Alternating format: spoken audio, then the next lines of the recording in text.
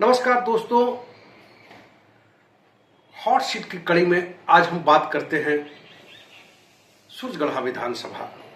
कल हमने बात की थी लखीसराय विधानसभा के समीकरणों की चर्चा की थी। आज हम चर्चा करेंगे सूरजगढ़ा विधानसभा की। वैसे तो ये विधानसभा 6 महीने पहले सुर्खियों में आ गया,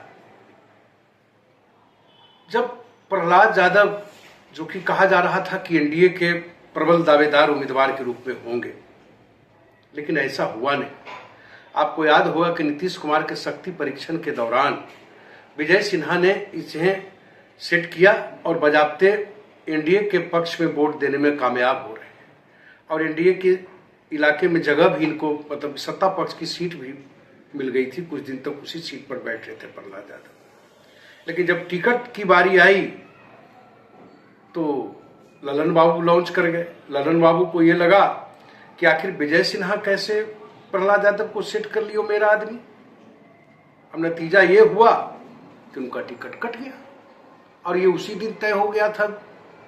तो खैर, इस पर अब ज्यादा जाने की चर्चा करने की जरूरत नहीं है।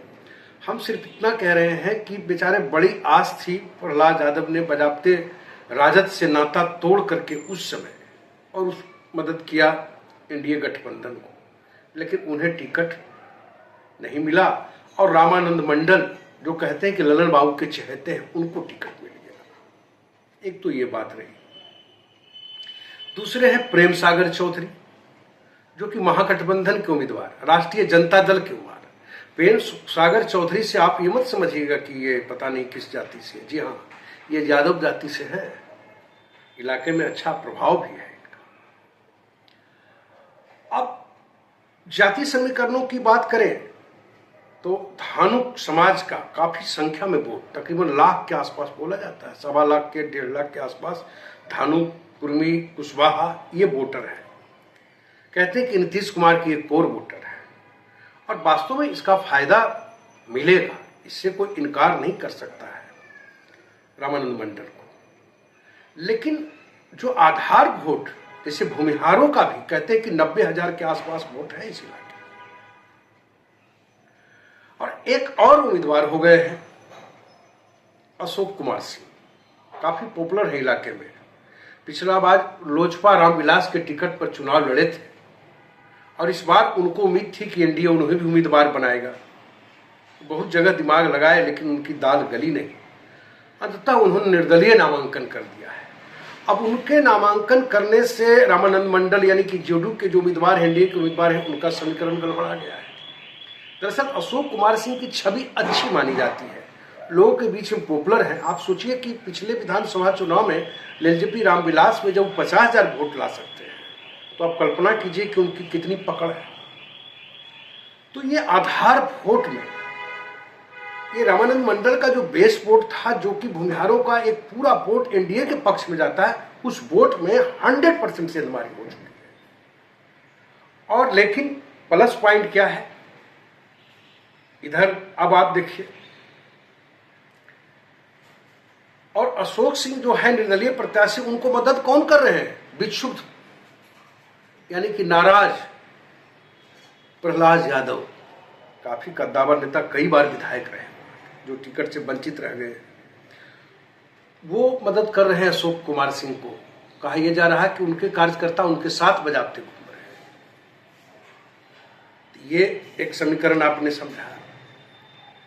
प्रेम सागर चौधरी का अपना आधार वोट, पूरा बेस वोट उनका खड़ा हुआ है, इसमें कहीं कोई दो राय नहीं है।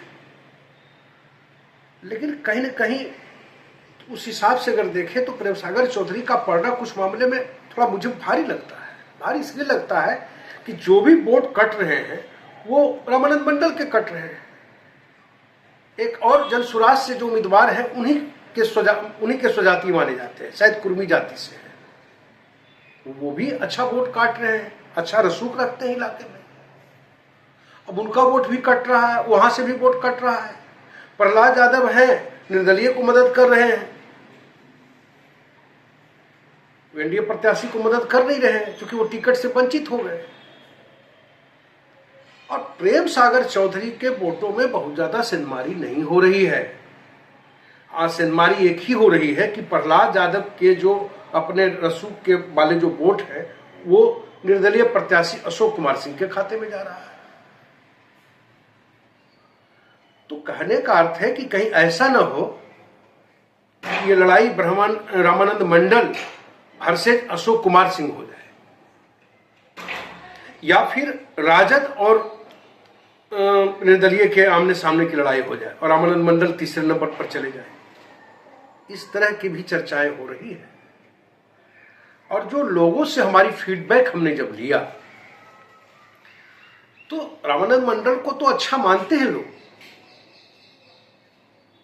लेकिन कुछ चीजों को लेकर के वहां जैसे यादवों मरमरिंग है कि प्रहलाद यादव को टिकट नहीं दिया, वो नाराज है। अब कई ऐसे समीकरण है जो कि उलझ से गए हैं सुरगढ़ा विधानसभा में।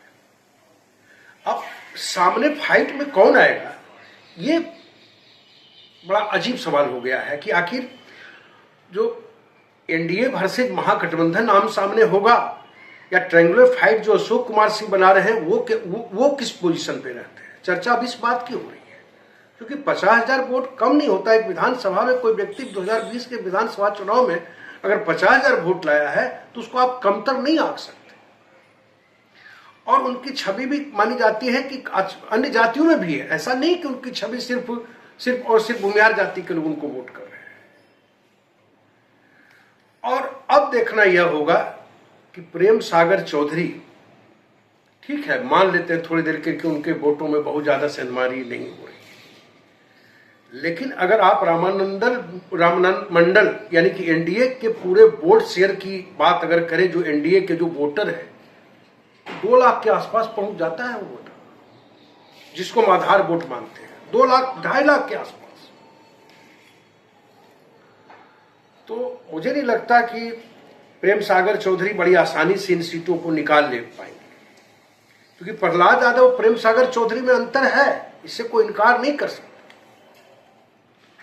अब बड़ा सवाल यह है कि रामानंद मंडल के लिए ललन बाबू लगातार मतलब कि घूम रहे हैं और लगातार लोगों से कह रहे हैं, अपने समाज के लोगों से कह रहे हैं कि आप डाइवर्ट मत होइए, एनडीए के साथ रहिए, इधर उधर कहीं नहीं देखना है। लेकिन अशोक कुमार सिंह का जादू सर चढ़कर बोल रहा है, शायद ये ललन बाबू को पता हो न हो। अब बड़ा सवाल यह है कि अगर आधार फोटो में रामानंद मंडल के बेस वोट पे इतनी बड़ी सेंधमारी है तो इसका खामियाजा तो उन्हीं को भुगतना पड़ेगा ना। हो सकता है कि प्रेम सागर चौधरी निकल जाए, अगर बहुत ज्यादा वोटों में सेंधमारी हो गई तो। अगर सेंधमारी नहीं हुई तो रामानंद मंडल सुरक्षित है, लेकिन अगर बल्क मात्रा में सेंधमारी हो गई, जैसा पिछले 2020 के विधानसभा चुनाव हुआ था कि एनडीए के पक्ष में मतदान नहीं करके उनके पक्ष में मतदान किया था, अगर ये परिस्थितियां दोबारा हो गई तो ये आप मान के चलिए कि राहें आसान नहीं होगी रामानंद मंडल की। और कहीं ऐसा ना हो कि प्रेम सागर चौधरी बाजी मार ले। बहरहाल ये तो हमने समीकरणों की बात की, ये तो आने वाले समय में पता चलेगा कि आखिर कौन वहां से बाजी मारता है। लेकिन मुकाबला काफी कड़ा है और सब कुछ डिपेंड इस बात पर करता है कि कौन किसके वोटों में से कितनी सेंधमारी कर रहा है। जिसकी वोटों में ज्यादा सेंधमारी होगी उसे नुकसान उठाना पड़ेगा, और जिसको सेंधमारी के वोटों का जितना ज्यादा लाभ मिलेगा वो बाजी मार सकता है। तो ये ट्रायंगुलर फाइट में ये विधानसभा फंस गया है, और ट्रायंगुलर फाइट में आप किसका पलड़ा कहाँ आ जाता है ये कहना भी मुश्किल है। आज के लिए बस इतना ही, मिलेंगे फिर अगली कड़ी में। हम आपसे एक आग्रह करते हैं कि अगर हमारा विश्लेषण सही लगता है तो इसे सब्सक्राइब करें, लाइक करें, शेयर करें। इसी के साथ आज के लिए बस इतना ही। कस्बा 24 के लिए पटना से मृत्युंजय कुमार।